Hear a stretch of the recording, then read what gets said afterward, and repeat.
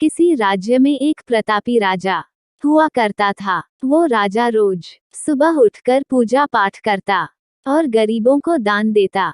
अपने इस उदार व्यवहार और दया की भावना की वजह से राजा पूरी जनता में बहुत लोकप्रिय हो गया था। रोज सुबह दरबार खुलते ही राजा के यहाँ गरीब और भिखारियों की लंबी लाइन लग जाती थी। राजा हर इंसान को संतुष्ट करके भेजते थे। किशन और गोपाल नाम के दो गरीब भिखारी रोज राजा के यहाँ दान लेने आते।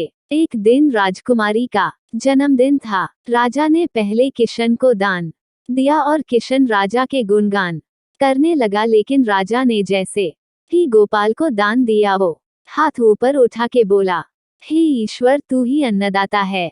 एक दिन किशन से राजा ने कहा कि आज मैं तुझे धन नहीं दूंगा बल्कि एक तरबूज दूंगा। किशन बेचारा परेशान तो था, लेकिन कहता भी तो क्या, चुपचाप तरबूज लेकर चल पड़ा।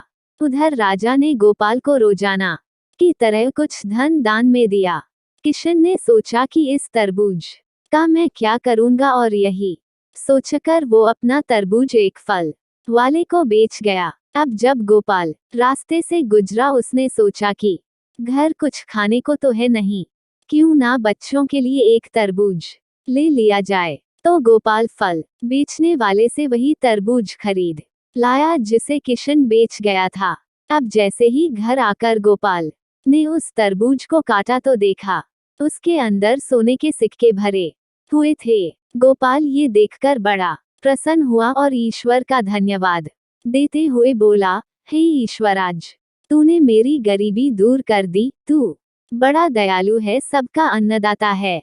अगले दिन जब राजा दान दे रहा था तो उसने देखा कि केवल अकेला किशन ही आया है, गोपाल नहीं आया।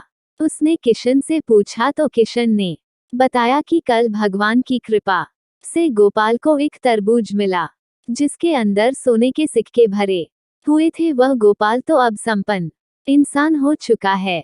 किशन की बात सुनकर राजा ने भी अपने हाथ आसमान की ओर उठाए और बोला, हे ईश्वर, वाकई तू ही अन्नदाता है, मैं तो मात्र एक जरिया हूँ, तू ही सबका पालनहार है। राजा को अब सारी बात समझ आ चुकी थी।